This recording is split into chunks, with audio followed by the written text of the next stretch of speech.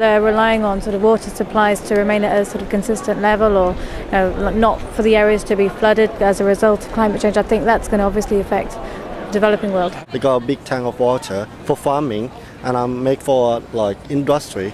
Yeah, we use that. It's like the government made it like 20 years ago, and got like more than 10 places in Thailand.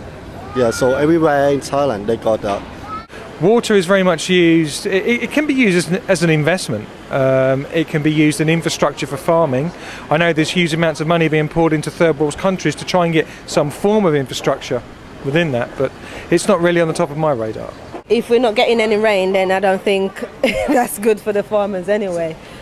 No, I've got a really sanctimonious vegetarian friend who tells me a lot of the time that just by eating meat we're somehow heating the earth up unnecessarily.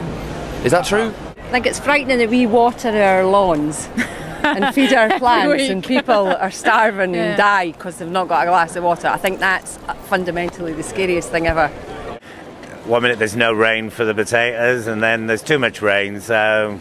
Shortage of water, more droughts and things like that. So, yeah, one is, I think, quite aware of it.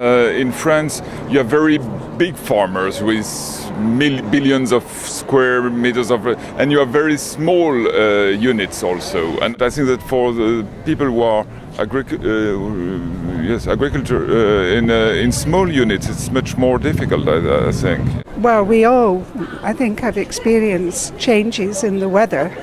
And although I have nothing to do with farmers myself or farming, obviously it's going to make quite a considerable, or probably already has begun to make quite a considerable difference. Agriculture uses up a lot of water, and so I suppose in Africa, in sub-Saharan Africa, where there isn't much water because of climate change, because of droughts, then farmers have to adapt their methods and probably use less water in their agricultural methods.